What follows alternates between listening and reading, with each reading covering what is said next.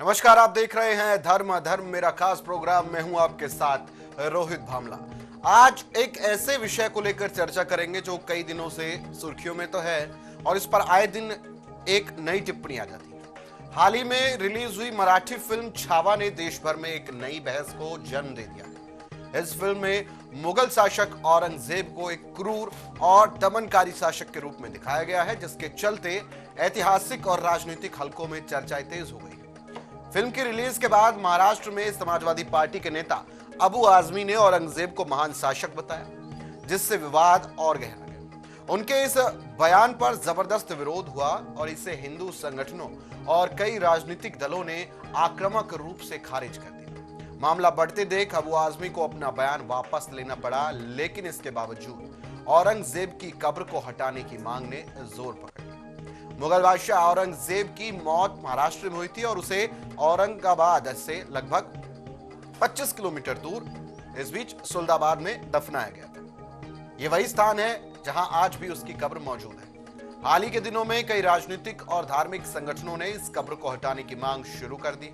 संगठनों का कहना है कि औरंगजेब भारतीय संस्कृति और धर्म के प्रति इस बीच असहिष्णु था, इसलिए उसकी कब्र को संरक्षित करने का कोई औचित्य नहीं है। इस विवाद को और बढ़ाने का काम किया एक हालिया आरटीआई रिपोर्ट ने। हिंदू जन जागृति समिति द्वारा दाखिल एक एआरटीआई आवेदन के जवाब में खुलासा यह हुआ है कि 2011 से 2023 के बीच केंद्र सरकार के पुरातत्व विभाग ने यानी एएसआई ने जो है औरंगजेब की कब्र के रखरखाव पर लगभग 6.5 लाख रुपए खर्च किए। इस जानकारी के सामने आते ही हिंदू संगठनों ने तीखी प्रतिक्रिया व्यक्त की। हिंदू जन जागृति समिति का आरोप यह है कि सरकार ऐतिहासिक हिंदू स्थलों की उचित देखभाल नहीं कर रही, जबकि मुगल शासकों से जुड़े हुए स्थलों पर अधिक खर्च किया जा रहा है। समिति ने उदाहरण देते हुए यह बताया है कि सिंधु दुर्ग किले में स्थित राज राजेश्वर मंदिर के रखरखाव के लिए मात्र 6,000 रुपए सालाना दिए जाते हैं, जबकि औरंगजेब की कब्र के रखरखाव पर लाखों रुपए खर्च हो रहे हैं। अब एक ऐसा बयान सामने आ रहा है संगीतकार मनोज मुंतशिर का, जिनका यह कहना है कि औरंगजेब की कब्र राष्ट्रीय शर्म का स्मारक है। उस जगह पर ऐसा क्या है जिस पर किसी भारतीय को गर्व होना चाहिए? अगर औरंगजेब की कब्र गर्व करने लायक जगह है तो हमें अपनी देशभक्ति के बारे में फिर से सोचना चाहिए। जब हम राम मंदिर के लिए कानूनी लड़ाई लड़ रहे थे तो कुछ लोग हमें सलाह दे रहे थे कि राम कण कण में मौजूद है, फिर मंदिर बनाने की क्या जरूरत है, इसलिए वहां अस्पताल या स्कूल बना देना चाहिए। मैं उनकी कही बात को दोहराना चाहता हूं। औरंगजेब की कब्र को नष्ट करने की कोई जरूरत नहीं है, इसके बजाय उस पर शौचालय बनाया जाना चाहिए। स्वच्छ भारत मिशन चल रहा है देश में, और शौचालय बनाने के लिए औरंगजेब की कब्र से बेहतर जगह और क्या हो सकती है। तो ये बयान दिया मनोज मुंतशिर ने, जो कि एक मशहूर कवि है, लेखक भी है, गाने लिखते हैं, और उन्होंने क्या कुछ कहा है वो आपको सुनवाते हैं।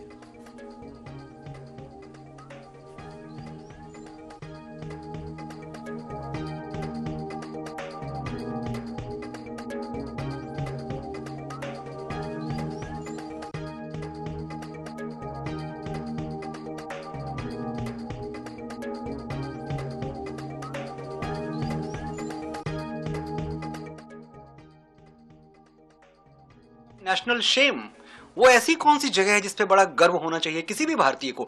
वो किसी भी धर्म से आए, जाति से आए, किसी भी संप्रदाय से आए, किसी भी प्रांत या भाषा से आए।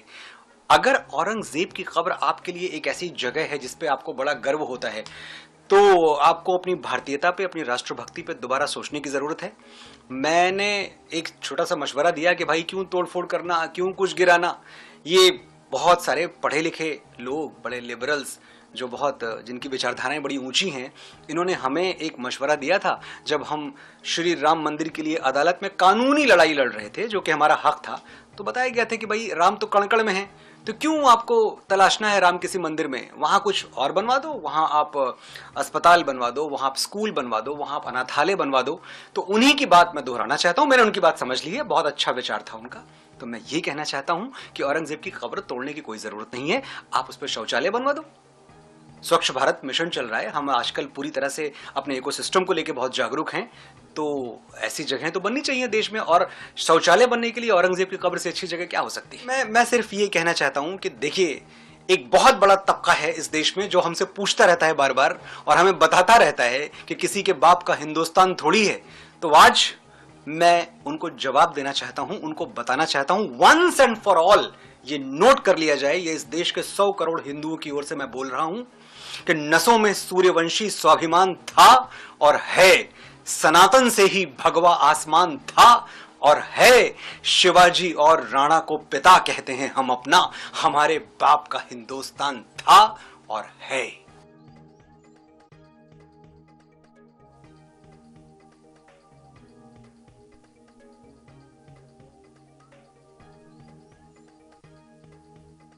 यदि पाकिस्तान का घुसपैठिया भारत में घुस जाए और हमारे वीर सैनिक, भारतीय सैनिक उनको मार गिराएं, तो क्या उनकी लाश को यहाँ कब्रगाह बना करके पूजा जाएगा? क्या उनकी मजारें बनेंगी? बिल्कुल नहीं बन सकती हैं। ऐसे ही हमारे देश में और भी घुसपैठिए घुसे हैं, जिनमें से मूल नाम है अकबर, बाबर, औरंगजेब, हुमायूं। इन दुष्ट नीचों की मजारें हमारे देश में क्या कर रही हैं? इन्होंने भी वही कार्य किया है जो घुसपैठिया करते हैं। हमारे देश में घुस के हमारी सनातन संस्कृति को बर्बाद करने का कार्य किया। हमारे सनातन हिंदू भाइयों और बहनों के साथ में इन्होंने अत्याचार, अनाचार किया। ऐसे दुष्ट नीच आताताइयों की मजारें यहाँ पूजी जाएंगी?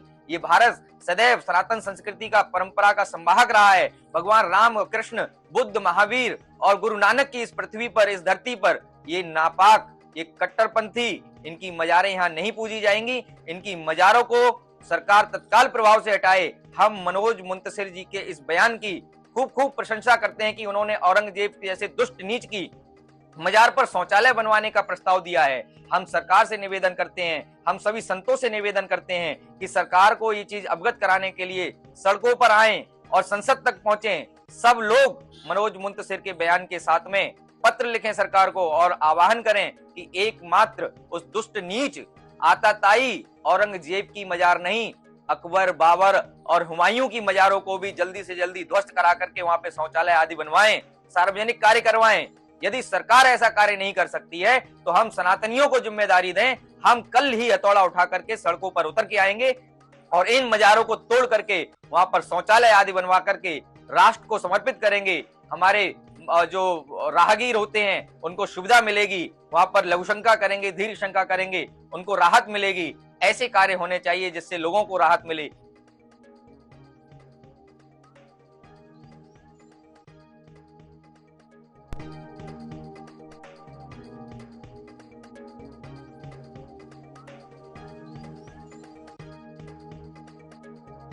ये तमाम प्रतिक्रियाएं सुनी आपने, जहां पर कहा जा रहा है कि औरंगजेब की कब्र को रखने की क्या जरूरत है, उस पर शौचालय बना दीजिए।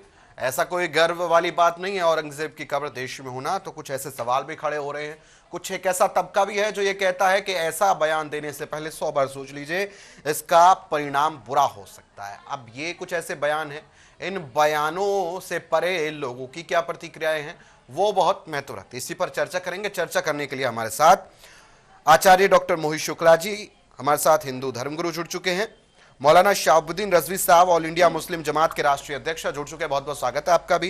प्रतीक रघुवंशी जी विश्व हिंदू परिषद से हमारे साथ जुड़ चुके हैं और मोहम्मद रिजवान मुस्लिम स्कॉलर हमारे साथ जुड़ चुके हैं। बहुत बहुत स्वागत करता हूं आप सभी का टीवी 100 पर। डिबेट की शुरुआत करेंगे। सबसे पहला सवाल मौलाना शहाबुद्दीन रजवी बरेलवी साहब आप ही से रखना चाहता हूं। मौलाना साहब, आपके आए दिन हम बयान सुनते रहते हैं और बहुत से बयान आपके आए दिन आते रहते हैं। अब क्योंकि ये बड़ा मुद्दा उठा है, क्योंकि जब से सपा विधायक अबू आजमी ने ये बयान दिया है कि औरंगजेब कोई बुरा क्रूर शासक नहीं था, उसने कुछ नहीं किया था, अब इसके बाद ये बयान सामने आ रहा है मनोज मुंतशिर का, जो कि ये कह रहे हैं कि वहां पर शौचालय बन जाना चाहिए। किस तरह से इस बयान को देख रहे हैं आप? देखिए, गीतकार मनोज मुंतशिर साहब हैं। जैसे इनका नाम है मुंतशिर, वैसे ही इनका दिलो दिमाग भी मुंतशिर है और इनका जो बयान है निहायत ही निंदनीय है। मैं भरपूर अल्फाज में इनके बयान की निंदा करता हूं, मजम्मत करता हूं। डॉक्टर विशंबर नाथ पांडे एक राइटर गुजरे हैं और उन्होंने आज़ादी में, देश की आज़ादी में अहम किरदार अदा किया, फिर बाद में वो गवर्नर भी रहे। उनकी एक किताब है, उस किताब में उन्होंने लिखा कि औरंगजेब आलमगीर बादशाह के बारे में उन्होंने लिखा कि 12 से 14 मंदिरों को उन्होंने तोड़वाया। तोड़वाने की वजूहात भी लिखी हैं कि उसकी वजह यह थी कि वो उनकी खिलाफ, बादशाहत के खिलाफ, हुकूमत के खिलाफ वहां साजिशें रची जाती थी। फिर उसके बाद में आगे उन्होंने ये भी लिखा है कि उन्होंने 100 मंदिरों को दान दिया, और उस दान में उज्जैन के मंदिर का जिक्र किया है जो बड़ा मंदिर है, गुवाहाटी के मंदिर का जिक्र किया है, फिर दिल्ली के मंदिर का जिक्र किया है, और एक हमारे बरेली के मंदिर का मठ का जिक्र है। तो ये हमारे करीब था, तो इसकी मैंने जांच पड़ताल की, तो वहाँ के जो पुजारी हैं वो मेरे बड़े अच्छे दोस्त हुआ करते थे। अभी उनका देहांत हुआ है कुछ 2 साल पहले। तो उन्होंने मुझे औरंगजेब आलमगीर बादशाह के द्वारा दी गई मंदिर को दान के पत्र जो फारसी में लिखे हुए हैं वो सब मुझे दिखाए। आज भी मंदिर में दान पत्र मौजूद है, और खुद 2 गांव हैं, एक का नाम है मठ कमलैनपुर, एक का नाम है मठ लक्ष्मीपुर। ये दोनों गांव जो है औरंगजेब ने उस मंदिर के रखरखाव के लिए, आमदनी के लिए, खर्चे के लिए, अखराजात को बर्दाश्त करने के लिए 2 गांव जागीर दिए थे। इसी तरीके से डॉक्टर विशंबरनाथ पांडे ने 100 मंदिरों का जिक्र किया है कि 100 मंदिरों में औरंगजेब आलमगीर ने दान दिया। तो 12 से 14 का जिक्र आता है कि साहब मंदिर तोड़े, मगर 100 मंदिरों को जो दान दिया और कई जगह मंदिर बनवाए, बड़े बड़े मंदिरों का जिक्र किया, इसकी कोई बात नहीं करता। ठीक है, मैं इस बात की पुष्टि नहीं करता हूं, न मैं समर्थन करता हूं कि जितने मुस्लिम बादशाह गुजरे सब जो है फरिश्ता थे, वे इंसान थे। गलतियां इंसान से होती हैं, और इंसान जो है वो खता और निस्यान से मुरक्कब है। एक अरबी के फलसफी ने बड़ी अच्छी बात कही, अल इंसानु मुरक्कबुम मिनल खताई व निस्यान। तो अगर इंसान से गलती ना हो, मैं भी इंसान हूं, आप भी इंसान हैं, औरंगजेब आलमगीर भी इंसान थे, और भी मुस्लिम बादशाह इंसान थे। आज जो हिंदू प्रधानमंत्री, राष्ट्रपति, मुख्यमंत्री जो भी है, गवर्नर है, ये सब क्या नाम हिंदू हैं, तो ये भी इंसान है। तो इंसान मौलाना साहब, कोई भी इंसान अपने बाप को मरने तक तड़पाता नहीं है, अपने भाइयों को मरवाता नहीं है, जहर नहीं दिलवाता है। ये भी हम नहीं बोल सकते उन्होंने क्या किया अपने परिवार के साथ। प्रतीक रघुवंशी जी, आप सहमत है जो अभी मौलाना साहब कह रहे थे? सभी को राम नाम। देखिए, अब दिक्कत क्या है मौलाना साहब के साथ में, वो बाहर से तो कहीं आए नहीं है, लेकिन उस बात को स्वीकारेंगे नहीं कि मौलाना साहब भी इसी धरती पर पैदा हुए हैं, और कहीं ना कहीं मौलाना साहब के पूर्वज भी हिंदू रहे होंगे, ऐसा नहीं है। क्योंकि मुगल जो आए थे वो आक्रांता थे, और आक्रांताओं की तारीफ करना मेरे हिसाब से ठीक नहीं है। देखिए, जो क्रूरता करी औरंगजेब ने वो सर्वविदित है। एक पद्धति वो कि जहां पर 4 भाइयों के अंदर में बाकी 3 के सर काट दिए, और अपने बाप को भी, पिता को भी पानी नसीब नहीं होने दिया, जिसके पिता ने भी ये कहा कि तुमसे तो अच्छे हिंदू हैं जो मरने के बाद भी अपने पुत्रों को दान देते हैं, जल का दान देते हैं। और औरंगजेब द्वारा जो अधिकार पत्र दिया गया तोड़ने के लिए अपने सेनापतियों को, ठीक है, मंदिर तोड़े गए, वो आज भी संविधान में सुरक्षित रखा हुआ है। लेकिन मौलाना साहब के साथ दिक्कत क्या है कि जिस देश में रहते हैं, जिस देश में खाते हैं, जिस देश में सारे काम उनके हो रहे हैं और रह रहे हैं, हर तरीके से आमदनी भी उनकी वही से हो रही है, उसका समर्थन न करके वो किसी आक्रांता का समर्थन करेंगे, केवल और केवल इस वजह से क्योंकि वो मानसिकता कहीं ना कहीं आज ही मन मस्तिष्क में जिंदा है, और वो इसी को प्रोपोगेट कर रहे हैं आगे तक। ठीक है, मोहम्मद रिजवान साहब, अब जो बयान सामने आया है कि औरंगजेब, अब देखिए सबको पता है औरंगजेब ने कोई अच्छा काम तो किया नहीं, अब उसको हम कितना ही पॉलिश बेशक से कर ले, लेकिन सबको पता है उन्होंने क्या क्या काम किया। अब मुद्दा ये है, और ऐसा नहीं है कि उन्होंने हिंदुओं के साथ ऐसा किया, मुसलमानों के साथ भी उन्होंने कुछ अच्छा खासा नहीं किया। जिन्होंने अपने पिताजी के साथ, अपने भाइयों के साथ अच्छा नहीं किया, वो फिर किसी के साथ तो क्या ही अच्छा करता। लेकिन आज उनकी भी हम क्यों कह रहे हैं, औरंगजेब की कब्र को संरक्षित रखना, उस पर लाखों रुपए खर्च करना आपको लगता है वर्थ इट है ऐसे समय में, जब हर चीजें यहां देखी जा रही है? मंदिरों पर जो एक जिक्र मैंने किया 6000 रुपए उस पर खर्च हुआ, उस पर 6.5 लाख, कब्र पर 6.5 लाख रुपए खर्च हो रहा है। किस चीज का संरक्षण हम कर रहे हैं? देखिए रोहित जी, आवाज आ रही है आपको? आ रही, बोलिए। रोहित जी, ऐसा है, औरंगजेब की कब्र पर क्या होगा ये तो कुछ नहीं हो सकते, लेकिन ये अभी प्रतीक जी कह रहे थे कि यहाँ के इनके पूर्वज भी हिंदू हैं। अरे हम हिंदुस्तान के हैं तो हमारे पूर्वज हो सकते हैं कि हिंदू हो, बाद में मुसलमान बने हो, कन्वर्ट हुए हो, लेकिन अब 400 साल बाद औरंगजेब से क्यों इतना डर लग रहा है इनको कि औरंगजेब। और दूसरी बात ये कि मनोज मुंतशिर साहब ने जो कहा है, तो मनोज मुंतशिर साहब की अभी 1 साल पहले एक फिल्म आई थी, आदि पुरुष, याद है सर? बिल्कुल। इनको भी याद है क्या? प्रतीक जी को मालूम कर लेना। उसमें ये बजरंगबली को ये कहते हैं कि वो भगवान नहीं थे, समझे? कि वो भगवान नहीं थे, उन्हें भगवान हमने बनाया। वो भक्त थे, हनुमान जी भक्त थे श्री रामचंद्र जी के, लेकिन उन्हें इतिहास का उन्हें पूरा पता नहीं है कि क्या नाम है, हनुमान जी शिव के 11वें अवतार थे, उनके अंश से बने हुए थे, और विष्णु जी ने जन्म लिया था राम के रूप में। उनकी सेवा करने के लिए हनुमान जी आए थे।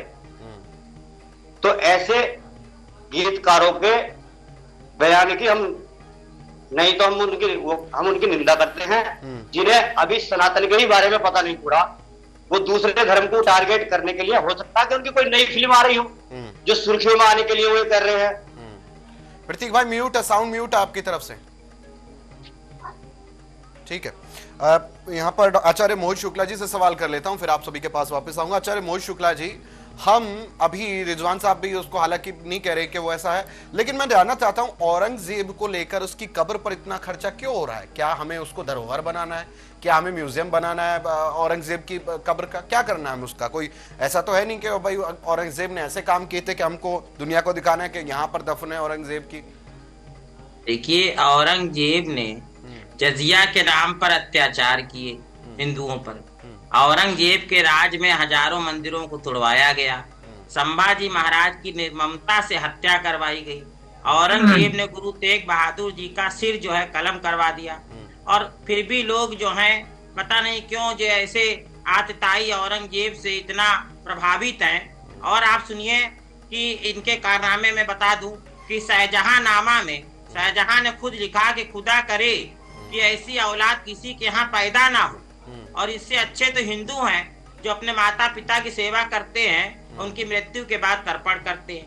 अब आप बताइए कि जब पिता जो है अपने औलाद के लिए खुद ये बात कह रहा है, औरंगजेब ने सन 1669 में और जो है काशी में शिव मंदिर, जो भगवान शिव का 12 ज्योतिर्लिंग में से एक ज्योतिर्लिंग, उसको तोड़वा दिया। और इस प्रकार से उसने हजारों मंदिर तोड़वाए। और जैसा मौलाना साहब की बात में सुन रहा था कि कुछ मंदिरों को उसने जो है वो दान कर दिया। अब मैं कहता हूं कि जैसे गवर्नमेंट कई मस्जिदों को, बड़ी बड़ी मस्जिदों को तोड़वा दे, कुछ मस्जिदों को दान कर दे, तो ये तो अच्छी बात नहीं है। मैं तो स्वयं इसका विरोध कर रहा हूँ। क्यों भाई मस्जिद तोड़वाई जाए? बिल्कुल नहीं तोड़वाना चाहिए, किसी की आस्था को ठेस पहुंचाना। तो औरंगजेब ने, अब शासक था, आप कह रहे जिसने उनका विरोध किया मंदिर। अब अगर राजा कोई बात गलत कहेगा तो हम जरूरी थोड़ी कि उसका समर्थन करें। भाई सरकार कोई गलत फैसला लेगी तो जैसे हमें हक है ऐसे हमेशा रहा है। मनुस्मृति में भी लिखा है, ग्रंथों में भी लिखा है कि जब राजा है या कोई भी प्रधानमंत्री अगर गलत निर्णय लेंगे तो हमें उस हक है विरोध करने का। तो औरंगजेब ने अगर कोई गलत निर्णय लिया तो उसका विरोध किया तो क्या मंदिर ही तोड़ देंगे? तो अब कुछ मंदिरों को हिंदुओं में फूट डालने के लिए ऐसा किया कि उनको कुछ पैसा दे दिया, तो कुछ में दिया, मगर हजारों मंदिर उसने तोड़े और जबरन जो है लोगों को मुसलमान बनाया और कहा जजिया दो, और जजिया नहीं दे पा रहे थे तो उनके ऊपर अत्याचार किया गया। अब इस प्रकार से इसका जो मैं बातें बता रहा हूँ, अब इसको आप देखिए कि मासीरे आलमगिरी जो किताब है उसमें साकी मुस्तैद खान जो इसके लेखक थे, उन्होंने पूरी उसका इतिहास औरंगजेब का लिखा। और औरंगजेब में एक अच्छाई ये भी थी कि वो जो भी बात कहते थे और जो करते थे उसको अपने इतिहास, सभी मुगल शासकों ने किया, अपना इतिहास ईमानदारी से लिखा कि हमने कितना जनेऊ तलवाए, कितने हिंदुओं को मारा काटा, कितनी औरतों के साथ हमने बलात्कार किया, हिंदू महिलाओं के साथ शोषण किया, ये सारी बातें, कितना कत्लेआम किया, कितने मंदिर तोड़े, सब उन्होंने लिखा। और इसका देखिए आलमगीर नामा और फतवाए आलमगीरी, ये सारे ग्रंथ जो हैं चीख चीख के औरंगजेब के अत्याचारों को बता रहे हैं। इन सारी बातों को मद्देनजर रखते हुए औरंगजेब के ऊपर जो है बिल्कुल भी रहम नहीं करना चाहिए। और मेरा मानना यह है कि जैसा आपने कब्र के लिए कहा, तो उस पर भी मैं अपना मत स्पष्ट कर दूं कि जो कब्र है उस पर उन्होंने कहा शौचालय बना दीजिए। तो शौचालय बनाने के फेवर में मैं इसलिए नहीं हूँ कि शौचालय बनाने से वहां भ्रांति उत्पन्न होगी। कोई व्यक्ति पेशाब करे कर्म उसको लगेगा लो औरंगजेब का भूत मेरे ऊपर चढ़ गया, वो लगेगा औरंगजेब बन के तलवार घुमाने और एक नया औरंगजेब पैदा हो जाएगा। इसलिए मैं कहता हूँ कि कब्र खोदी जाए और वहां से कंकाल निकाल कूड़ा, जहाँ कूड़ा जलता है उस कूड़े में डाल के जला दिया जाए और वहाँ एक चिकित्सालय चिकित्सा केंद्र बनाया जाए और उस चिकित्सा केंद्र में हिंदू मुसलमान सबका इलाज हो और उससे जो है लोग कल्याण की भावना आएगी, राष्ट्रीय एकीकरण होगा, हिंदू मुस्लिम एकता भाईचारा शुक्ल जी वहाँ भी भूत तो वहां भी आ सकता है। खैर पर उस पर हम चर्चा ना करें। मौलाना साहब मैं आपसे ठीक है, वहाँ शुद्धिकरण कर दिया जाएगा, हवन यज्ञ होगा, उस भूमि पर गंगा जल का छिड़काव होगा और पूरा यज्ञ करके शुद्धिकरण कर देंगे। मैं तो कह रहा हूँ भ्रांति उत्पन्न होगी, ठीक है, भूत प्रेत कुछ नहीं होता, ठीक है, जो अविद्या से ठीक है ग्रस्त लोग हैं, आचार्य जी, ठीक है आचार्य जी, आ रहा हूँ मैं मौलाना साहब से सवाल कर लेता हूँ, फिर प्रतीक जी से भी सवाल करूंगा। मौलाना साहब हमें बताइए, एक तरफ आज हम कभी भी किसी को एग्जाम्पल देना हो, हम कहते हैं कि हम एपीजे अब्दुल कलाम को याद करेंगे तो हमेशा उनसे लोग डरते थे कि भाई इनका बनाया हुआ मिसाइल के सामने तो किसी के भी कुछ भी हिम्मत नहीं है। ऐसी शख्सियत को हम याद ना कर रहे और हम ऐसी चीजों का आज बयान दे रहे हैं। अबू आजमी कहते हैं कि औरंगजेब महान थे। औरंगजेब कहां से महान हो गए मुझे बताइए। हम एपीजे अब्दुल कलाम का जिक्र करेंगे या औरंगजेब का जिक्र करेंगे जिन्होंने अपने पिता को इस तरह तक तड़पाया था? खुद पिता ने कहा कि ऐसा बेटा मुझे ना हो, किसी को ना हो। देखिए अभी आचार्य जी ने 2-3 किताबों के नाम याद कर लिए हैं जी, तो उन किताबों के हवाले से जो बात कही है, ये कोई भी किसी किताब में मासिरे आलमगीरी, फतावा आलमगीरी, अकबरनामा, शहनशाहनामा, ये तमाम किताबें फारसी में लिखी गई हैं और इनको मालूम ही नहीं है फतावा आलमगीरी किस टॉपिक पे लिखी गई है। बस नाम याद कर लिया है तो उसी के हवाले से रट रहे हैं और फर्जी बातें कह रहे हैं आचार्य जी। खैर आचार्य जी, आचार्य जी मासीरे आलमगीरी का हिंदी अनुवाद है, सरकार ने इसका अनुवाद किया हिंदी में। अनुवाद जितना भी है उसमें मिलाया गया है और ये जो अनुवाद हुआ है यह अनुवाद सांप्रदायिक अनुवाद है, सांप्रदायिकता को फैलाने वाला अनुवाद है और ये सांप्रदायिकता को फैलाने वाला अनुवाद है। जबकि कि अंग्रेजों ने जो तारीफ लिखी, अंग्रेजों ने भी फिरका परस्ती को बढ़ाने वाली बात की। वो ऐसा लिखा, उन्होंने ऐसा लिखा और लिखे के चले गए कि ताकि हिंदू और मुसलमान आपस में लड़ते रहे। जानवापी के ताल्लुक से बीज बोया, बाबरी मस्जिद के ताल्लुक से बीज बोया, शाही ईदगाह मथुरा के ताल्लुक से बीज बोया। ब्रिटिश लेखक जितने भी थे उन्होंने फिरका परस्ती को बढ़ावा दिया और ऐसी तारीख लिखी और हमें आपस में, हमें और आपको आपस में लड़ा करके चले गए। वो तो चले गए 75-76 साल पहले चले गए, मगर वो ऐसा लिख गए, ऐसा अनुवाद कर गए कि वो हम और आप जो है मिलकर के आज भी बैठ करके लड़ रहे हैं और ऐसी बातें कह रहे हैं जो शोभा नहीं देती हैं। आचार्य जी, आप तो मजहबी रहनुमा हैं, आप आचार्य हैं, आपकी जुबान से ऐसी बातें नहीं शोभा देती हैं जिस तरह की आपने बातें कही औरंगजेब के ताल्लुक से। आप अपना सम्मान करिए। देखिए ऐसा है कि आप आचार्य हैं, आपका काम है कौम की रहनुमाई करना, आपका काम है अच्छाई को बताना, बुराई को रोकना, मगर आप तो बिल्कुल पटरी से उतरे हुए हैं। ऐसा लग रहा है आपको लोग। रुकिए मोहित जी, रुकिए मौलाना साहब से सवाल है। मोहित जी रुकिए, अरे मोहित जी रुकिए, शुक्ला जी रुकिए, एक बार मैं सवाल कर लेता हूं मौलाना साहब से। एक बार रुकिए, सुनिए मौलाना साहब सवाल सुनिए मेरा सवाल आपसे। मौलाना साहब अगर आप सुन पा रहे हैं, मौलाना साहब रुकिए, मौलाना साहब सवाल है मेरा आपसे, रुकिए। अरे मोहित जी रुकिए, आप सुनिए मोहित जी रुकिए, मैं सवाल कर रहा हूं। अरे मोहित भाई सुनिए, गुरुजी रुक तो जाइए, अरे मुझे सवाल करने दीजिए, आप कंटिन्यूअस बोल रहे हैं। ठीक है मौलाना साहब, सवाल है मेरा आपसे। मौलाना साहब, क्या ये गलत है और ये तथ्य भी गलत है कि औरंगजेब ने अपने पिता को तड़पाया था, बूंद बूंद के लिए अपने भाई का कत्ल कराया था और तमाम हिंदुओं को, चाहे वो कश्मीर के अंदर, जम्मू कश्मीर के अंदर वो गए थे तो ये उनको परेशान नहीं किया गया था कि आप धर्मांतरण करिए वरना मार दूंगा? और क्या ये गलत है कि साहिबजादाओं को नहीं मरवाया गया था? क्या ये गलत है कि छत्रपति शिवाजी महाराज के बड़े बेटे को उन्होंने नहीं मरवाया था? धर्मांतरण को लेकर करो वरना खाल उनकी जो है खींच ली गई और फिर उनको पूरे मार्केट से घुमाया गया था। क्या ये गलत है?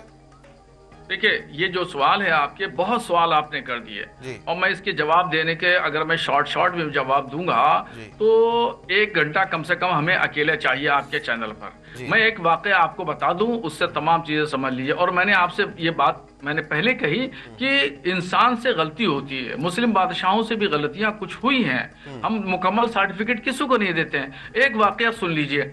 एक ब्राह्मण लड़की थी शकुंतला नाम की, बनारस की, और वो उस वक्त जब औरंगजेब बादशाह थे तो उन दिनों जो कोतवाल था उसका नाम था इब्राहिम।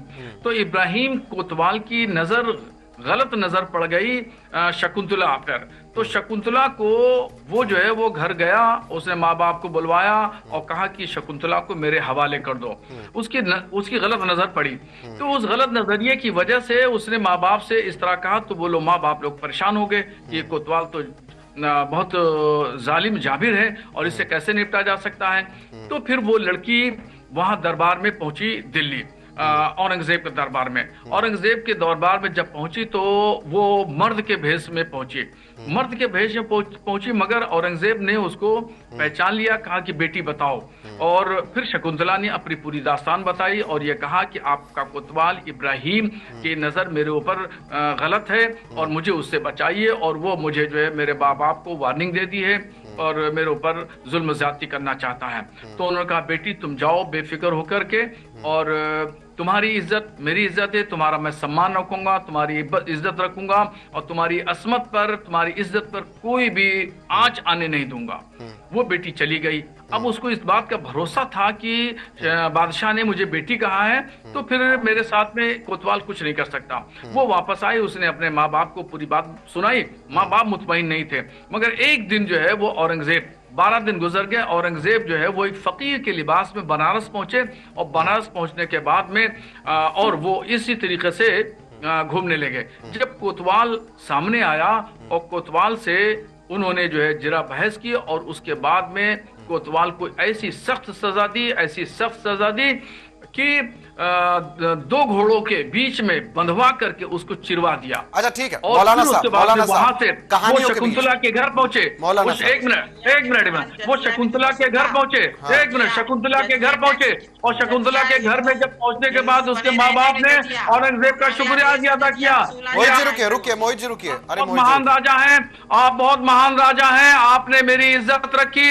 वो बेटी जो थी वो कदमों में बादशाह की गिर गई, ठीक है, और उस पूरे मौलाना साहब। ब्राह्मण परिवार ने औरंगजेब का शुक्रिया अदा मौलाना किया। साहब, मैं आपकी कहानी समझ गया।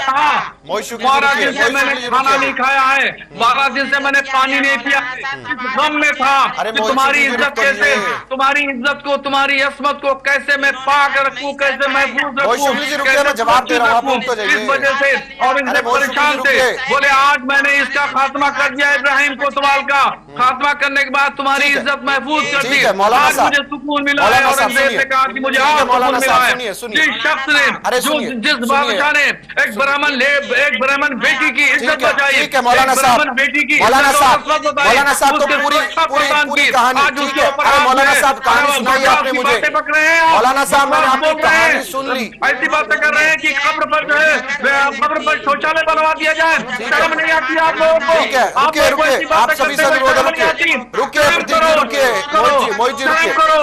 आप जो है अरे एक एक करके मुझे, आप रुकिए, आप लोग, मोहित जी रुकिए, प्रतीक जी रुकिए, रुकिए। मौलाना साहब, मौलाना साहब, तो आप बेसिकली आप ये डिफेंड कर रहे हैं कि औरंगजेब ने ऐसा कुछ नहीं किया, आप औरंगजेब की छवि को डिफेंड कर रहे हैं, आप एक अच्छा शासक बता रहे हैं। तो आप में और अबू आजमी में अंतर क्या रह गया? आपने उन्हीं का बयान दे दिया कि अब वो तो बहुत सही राजा था। ये कहानियां वो वहां चलती होंगी जिन लोगों को कहानियां नहीं पता। सारा देश, सारा जहां इसका गवाह है कि उसने क्या किया, अपने पिता के साथ ऐसा किया। आप कह रहे कि बेटी को करा दिया, उसने कहा अच्छे राजा है। अबू आजमी में और आप में अंतर क्या रहा? आपने तो उनसे एग्री कर दिया कि वो तो बहुत अच्छे इंसान थे। अत्याचार कर रहा हूं, अपने पिता अरे पे मोहित जी, अत्याचार आप रुक किया, तो अपने जाइए, भाइयों आप पे किया। आपको उसका बिल्कुल पक्ष में बोलना ही नहीं चाहिए। ठीक है। अरे मोहित भाई सुन तो लीजिए। मोहित जी, गुरुजी, अरे गुरुजी रुक जाइए, रुक जाइए, समय पर बोलिएगा। मैंने आपसे सवाल नहीं किया अभी। ठीक है मोहित जी, सवाल आपसे नहीं था। मोहित जी आप रुक जाइए, आप बीच में थोड़ा सा इंटरफेयर, अभी मुझे सवाल करने दीजिए। मोहित जी मैं आऊंगा आपके पास, समय पर बोलिएगा। अरे मोहित जी शायद आपको आवाज नहीं पहुंच रही है, एक बार समय पर बोलिए ना, आप लिमिट से बाहर बोल रहे हैं। धीरे धीरे करके मुगल भारत से पीछे चलिए मैं पीसीआर से अनुरोध करूंगा मोहित जी तक संपर्क पहुंचाए आवाज। मोहित जी आप सुन नहीं रहे हैं, मैं कुछ कह रहा हूं, आप बीच में बोले जा रहे हैं, मुझे सवाल तो करने दीजिए। अब दिक्कत यह है मौलाना साहब जो भी आपने चुनावी झेलम, जो भी आपने कहानी सुनाई, मैंने सारी कहानी सुनी, लेकिन एट द एंड मैं ये कह रहा हूं आपको इतना गुस्सा आ गया, मतलब आप औरंगजेब को एक अच्छा इंसान बताने की पूरी कोशिश कर रहे हो यहां पर। अरे साहब, सारी दुनिया उस इतिहास को जानती है, उन्होंने क्या क्या किया अपने बिल्कुल पिता अच्छा के साथ। इंसान था वो, भाई दयालु बादशाह था, दयालु बादशाह था। मौलाना साहब, ये वो पहली अच्छा बार मैंने इंसान था। बहुत अच्छा ये बयान आपसे सुना। ठीक है प्रतीक जी, बोलिए। हमारी देशभक्ति में शक मत करो। देखिए दिक्कत क्या है इनके साथ में, वो औरंगजेब जिसे हजारों हिंदू बहन बेटियों को अपने हरम में रखा, उसको ये मनोहर कहानी बताकर, मनोहर कहानियां सुनाकर बहुत बहुत मजा आया मेरे को आपकी मनोहर कहानी सुन के मौलाना साहब। और फिर ये कहते हैं कि इनकी देशभक्ति में शक मत करो। समझ में आ जाता है कि कौन किसकी तरफ खड़ा है। एपीजे अब्दुल कलाम के साथ में मैं भी खड़ा हुआ हूँ, पूरा देश खड़ा हुआ है, ठीक है। और हमारे देश की क्रांति के लिए लड़ने वाले ऐसे तमाम क्रांतिकारियों के साथ में मैं स्वयं खड़ा हूं। लेकिन इस आक्रांता को, जो ना कि आपकी धरती का है, जिसने अपने पिता के ऊपर रहम नहीं करा, वो मनोहर कहानी सुना रहे हैं, तो उसने हिंदू बहन बेटी की इज्जत बचाई। तो कैसे इन्होंने अपनी हिंदू घृणा को दिखाया कि एक ब्राह्मण परिवार औरंगजेब की चढ़ों में गिर गया। आप देखिए रोहित जी, इनकी मनोहर कहानियों के अंदर भी षड्यंत्र की आ रही है। किस तरीके से इन्होंने अपनी मनोहर कहानी में औरंगजेब को डिफेंड करते हुए इतना क्रोध आ गया कि जैसे इनका रक्त जो है वो औरंगजेब के खानदान से है। जबकि पूछिएगा मौलाना साहब, अगर पीछे जाकर अपनी कुंडली जाकर देखेंगे ना, 7 पीढ़ी 8 पीढ़ी पीछे, तो मौलाना साहब के पूर्वज हिंदू जरूर जाएंगे। ठीक है, उस पर नहीं जाएंगे, हम सिर्फ बयानों की बात कर रहे हैं। ठीक है, ठीक है प्रतीक जी। सवामन जनेऊ चलाता था, उसके बाद में भोजन करता था, वो लिखा हुआ है, वो इतिहास उनको नहीं सुनना है। ठीक है रिजवान तुर्की, ठीक है मोहम्मद रिजवान जी, अभी मौलाना साहब ने जो कहा, जो गुस्सा उनको आया, इतना गुस्सा हो गए, औरंगजेब को ऐसा क्यों बोल रहे हैं आप लोग, ऐसा बयान क्यों दे रहे, बहुत अच्छे इंसान थे। मैं आपका पॉइंट ऑफ व्यू और जानना चाहता हूं, आपको तो अच्छे नहीं लगते थे कि आप भी कहे कि वो भी एक अच्छे इंसान थे? देखिए बादशाह, जो भी पहले बादशाह गुजरे हैं, उनकी अपनी आज लड़ाई थी राज पार्टी। आज हम औरंगजेब को 400 साल बाद याद करके हम बहस कर रहे हैं। अब एक बात बताइए रोहित जी, जो आज जो 400 इनके जो मोहित जी कह रहे हैं कि साहब औरंगजेब बुरा था, औरंगजेब क्रूर था, 400 साल बाद याद किया जा रहा है। अब अगर जो क्रूर था, अरे मोहित जी सुन लीजिए, आचार्य जी सुन लीजिए, आचार्य जी पे डिबेट हुई तब भी मैंने बोला औरंगजेब ने आचार्य जी सुनते उसके साक्ष्य मौजूद हैं। एक एक करके बोलिए, रुकिए मोहित जी, रुकिए मोहित जी, शुक्ला जी रुकिए, मोहम्मद रिजवान जी को बोलने दीजिए। आचार्य जी सुन लीजिए, खोल दिया है। अरे आचार्य जी रुकिए, आचार्य जी रुकिए, इतना अनुरोध करें आपसे हम लोग। आचार्य जी रुकिए, थोड़ा समय दीजिए मोहम्मद रिजवान को बोलने का। मोहम्मद रिजवान बोल रहे हैं, आचार्य जी, प्रतीक जी सुनिए एक बार उनको, फिर बोलिएगा, समय पर बोलिएगा। मोहम्मद रिजवान को बोलने दीजिए। आचार्य जी मैं फिर अनुरोध कर रहा हूं, बोलिए मोहम्मद रिजवान जी। मैं तो कुरान की भी इज्जत करता हूँ, मोहम्मद साहब की भी इज्जत करता हूँ, मगर सच्चाई जो है वो तो बोलूंगा ना। सच्चाई समय पर बोलिएगा आचार्य जी, आप सुन तो लीजिए। अरे आचार्य जी समय पर बोलिएगा, मैं कितनी बार समझाऊं आपको, समय पर बोलिएगा। आप ऐसे बोलोगे डिस्टरबेंस होता है, साउंड आपस में क्लैश करते हैं। मैं बहुत अनुरोध कर रहा हूं, थोड़ा सा शांति से सुन लीजिए। मोहम्मद रिजवान बोलेंगे, फिर आप ही का नंबर, मुझे थोड़ा सा सुन लीजिए। आप उनको नहीं सुने, मुझे तो सुन लीजिए, बोलिए। अब सुनिए रोहित जी, प्रतीक आऊंगा भाई। मैं अब इनसे ये कहना चाहता हूँ कि 400 साल बाद औरंगजेब याद आए, उससे पहले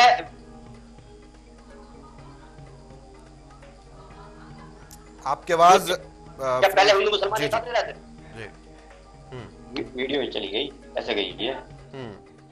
कुछ तकनीकी कारण आप मोहम्मद रिजवान में आऊंगा आपके पास। आचार्य मोहित शुक्ला जी, अच्छा आवाज आ रही है? हाँ आ गए, चलिए बोलिए, आप आ गए, हम कैसे बोलिए जी। अब अगर इन्होंने, जैसे उसने मंदिर तोड़वाए, इनके अकॉर्डिंग कह रहा हूं मैं कि औरंगजेब ने मंदिर तोड़वाए, औरंगजेब ने ये किया।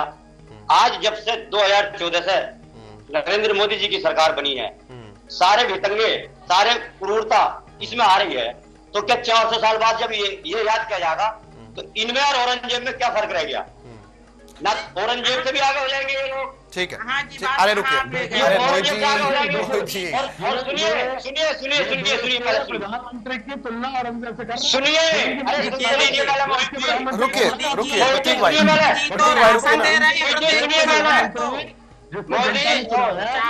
अरे प्रतीक जी, रोहित जी सुनिए पहले, आप अभी प्रतीक जी सुन रहे हैं। रुकिए, मोहित जी रुकिए, आप लोग सुनिए, मैं समय दूंगा, मैं समय दूंगा। ये युद्ध का अरे आचार्य जी, युद्ध की भूमि नहीं है, यहाँ युद्ध नहीं करना था आचार्य जी, यहाँ युद्ध नहीं छिड़ा हुआ है, युद्ध नहीं छिड़ा हुआ है। रुकिए मोहम्मद, ठीक है आचार्य, अरे आचार्य जी मुझे बोलने दीजिए, मैं सवाल करने के लिए बैठा हूँ। आचार्य जी आप सुनते नहीं है, बड़ी परेशानी होती है मुझे, आप सुन तो लीजिए।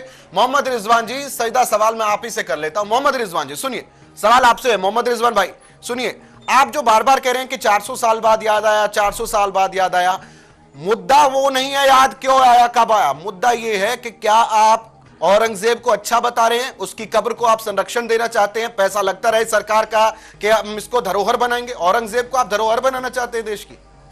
अरे सर 70-76 साल से जो सरकार है इस चीज का करती आ रही है, क्यों कर रही है तो सरकारों से मालूम कीजिए, ये हमसे क्यों मालूम कर रहे हैं? नहीं, अब संरक्षण रोकने की बात आई है, अब संरक्षण रोकने की बात आई है। औरंगजेब तो मंदिर तोड़ा, तो मोदी जी जो लाल किले में बैठ के भाषण खड़े होकर 26 जनवरी 15 अगस्त को भाषण देते, इसे भी तोड़ दिएगा, हम तोड़ने के लिए आएंगे इसके लिए। क्या लेना देना धर्म का? चलिए मोहित, ठीक है मोहित शुक्ला जी आप सभी के हिस्से का आप बोल लीजिए। चलिए अब मैं आपको समझता हूँ, आप बोलिए। मेरा बस इतना कहना है कि रिजवान साहब ने कहा, मैं दोनों बात का उत्तर दे रहा हूँ कि 400 साल बाद मोदी जी को कहेंगे। मोदी जी तो हिंदू मुसलमान सबको राशन दे रहे हैं, गेहूं चावल गलत। अगर मोदी जी न होते तो मोदी जी ये है कि वो मस्जिद तोड़ रहे नहीं होते। हैं। अब रिजवान जी सुनिए, मैं चुप हो गया था, आपने कहा, अब आप चुप हो जाइए। देखिए अब देखिए, मोदी जी कोई मस्जिद नहीं तोड़ रहे हैं, औरंगजेब ने मस्जिद तोड़ा। मोदी जी किसी मुसलमान को जबरन हिंदू नहीं बना रहे, औरंगजेब ने हिंदुओं को जबरन मुसलमान बनाया। तो कहाँ कोई मुसलमान नहीं बनाया जबरन, और कहाँ गंगू तेली? आचार्य जी जबरन तो कोई किसी का धर्म परिवर्तन करा ही नहीं सकता। अरे आचार्य जी धर्म परिवर्तन कभी जबरन नहीं होता है, नहीं हो सकता। आप मेरा धर्म परिवर्तन करा कर दिखाइए, मैं अपना फर्ज अदा करता हूँ, धर्म परिवर्तन नहीं करता हूँ। एक एक करके आपसे बता रहा हूँ, एक एक करके देखिए सुनिए आचार्य जी सुनिए ठीक है आचार्य जी सुनिए। अरे आचार्य जी सुन लीजिए, बड़ी परेशानी होती है। मोहम्मद रिजवान जी, गलत को गलत कहना बहुत जरूरी है आज के जमाने में। प्रतीक जी बोलिए। अरे सर गलत को गलत कहने में क्या बुराई है, हम कब कहते हैं? अभी बोलने नहीं देंगे, मैं बोलने नहीं दूंगा। बोलिए चलो बोलिए आप बोलिए। समस्या और दिक्कत क्या है कि इनके हीरो अशफाकुल्ला खान नहीं है। अभी मैं पूछूंगा तो दोनों साहब बैठे हुए हैं यहाँ पर, मौलाना साहब बैठे हुए हैं और रिजवान जी बैठे हुए हैं, दोनों से पूछिए कि अशफाकुल्ला खान के पिता का नाम क्या था, ये नहीं बता पाएंगे। इनके पिता का नाम बताएंगे ना, कहाँ रहते थे बताएंगे, और उनका क्रांति में क्या योगदान रहा ना वो बताएंगे। लेकिन औरंगजेब से इनको प्रेम है। रिजवान साहब जवाब दे रहे हैं। गलत को गलत नहीं कहना चाहते। ठीक है रिजवान साहब जवाब दे रहे हैं। गलत नहीं कहना चाहते। इलाहाबाद के रहने वाले हैं। इनका मिसाइल मैन हमें सबका इतिहास पता है। Missile man of India doctor APJ Abdul Kalam इनके हीरो नहीं है, हमारे इनके हीरो है औरंगजेब, जो आक्रांता थे, जिन्होंने इस देश के ऊपर में अत्याचार किया, धर्मांतरण किया, बहन बेटियों के ऊपर में अत्याचार किया, उनको हरम में रखा, उनकी अफसत, उनकी इज्जत लूटी, वो इनके हीरो है। यही शिक्षा ये आने वाली नस्लों को देते हैं। मौलाना साहब सही कह रहा हूं ना मैं, यही शिक्षा देते हैं आप वाली नस्लों को।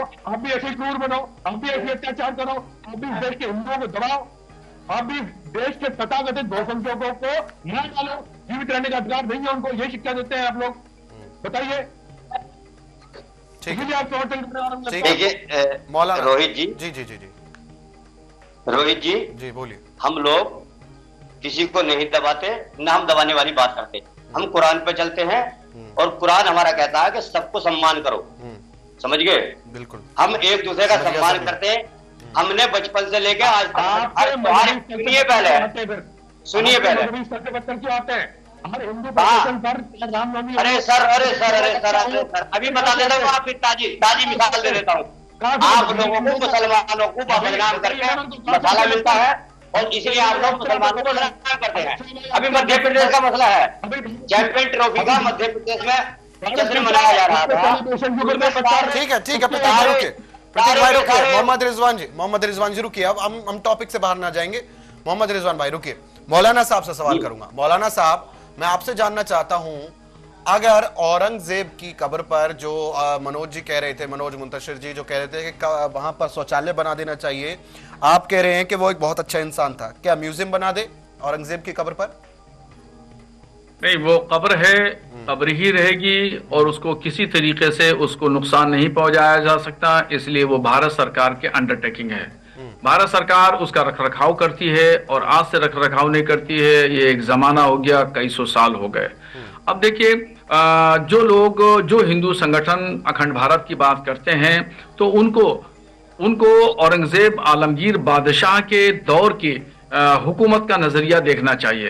हिंदुस्तान की सरहदें समरकंद बुखारा जो रूस में हुआ करती हैं वहां तक थी, उस वक्त हिंदुस्तान वहां तक था। पाकिस्तान, बांग्लादेश, अफगानिस्तान और दो चार और कंट्रियां, ये सब हिंदुस्तान का हिस्सा थी। और सबसे बड़ी हुकूमत और सालों तक यानी 48 साल तक औरंगजेब आलमगीर ने की है।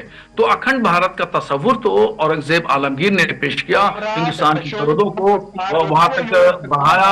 और मैं आपके बीच में नहीं बोला हूं, मैं किसी के बीच में नहीं बोलता हूं, मैं किसी के बीच में नहीं बोलता हूं। मैंने सब्र के साथ आपकी बात सुनी, तो थोड़ा सब्र करिए, थोड़ा बर्दाश्त करिए मुझे। मौलाना साहब देखिए, मेरे पास समय की समाप्ति है, लास्ट 2-3 मिनट है, मैं चाहता हूं कुछ सेकंडों में आप खत्म करें तो मैं सभी का एक फाइनल कमेंट भी ले लूं। बोलिए मौलाना साहब। तो औरंगजेब आलमगीर के कब्र के ताल्लुक से जो बातें की जा रही हैं ये बिल्कुल गलत हैं, सरासर बेबुनियाद बातें हैं, ऐसा मुमकिन नहीं है। भारत सरकार सबके सम्मान, सबके एहतराम की बात करता है और यही वजह है कि भारत सरकार के एएसआई डिपार्टमेंट यानी महकमे आसार कदीमा के अंडरटेकिंग वो मजार है और वहां पे वो कब्र है।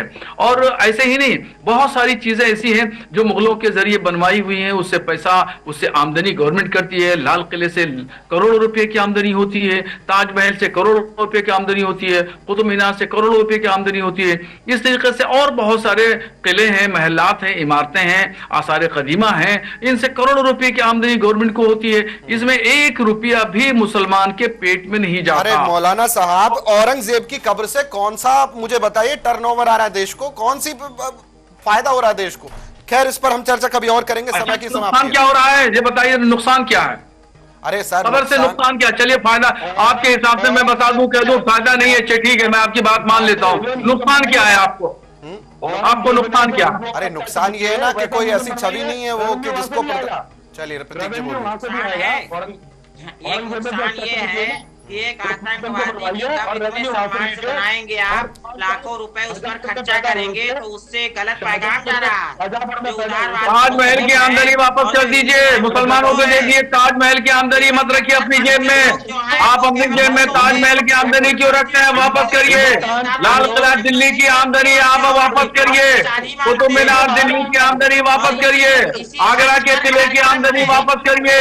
आप एक पैसा नहीं लेंगे, आप ऐलान कर दीजिए। चलिए, समय की समाप्ति है, समय की समाप्ति है, समय की समाप्ति में आप सभी से अनुरोध करूंगा, समय की समाप्ति है। बहुत बहुत शुक्रिया, आप हमारे साथ जुड़े, अपना मत रखा। आचार्य मोहित शुक्ला जी, मौलाना शहाबुद्दीन रजवी साहब, प्रतीक रघुवंशी जी, बहुत बहुत शुक्रिया आप सभी का। और मोहम्मद रिजवान साहब, बहुत बहुत शुक्रिया आप सभी का हमारे साथ जुड़े, धन्यवाद। और धर्माधर्म में आज हमने चर्चा की कि कैसे जो बयान दिया जा रहा है मनोज मुंतशिर की तरफ से, जो ये कहते हुए नजर आए कि औरंगजेब कोई धरोहर नहीं है, उसकी कब्र पर, उसको कब्र को तोड़े ना, उस पर शौचालय बना दीजिए ताकि लोग उसको बड़ा याद ना करें। और ऐसे बयान उन्होंने देकर, हालांकि विवाद भी शुरू हो गया क्योंकि एक तबका इसका बड़ा सपोर्ट कर रहा है, लेकिन एक तबका इसका जमकर विरोध कर रहा है। और आज हमने देखा भी इस पूरी डिबेट के अंदर कि कुछ लोग अभी भी औरंगजेब को एक अच्छा शासक, एक अच्छा इंसान बताने में चूक नहीं रहे। अब सबसे बड़ी बात यह है कि इतिहास को भी पलटने की कोशिश कर रहे हैं। अब देखना ही होगा ये विवाद कहां जाकर थमता है। धर्म में इतना ही, बने रहिए मेरे साथ, देखते रहे TV 100। धन्यवाद।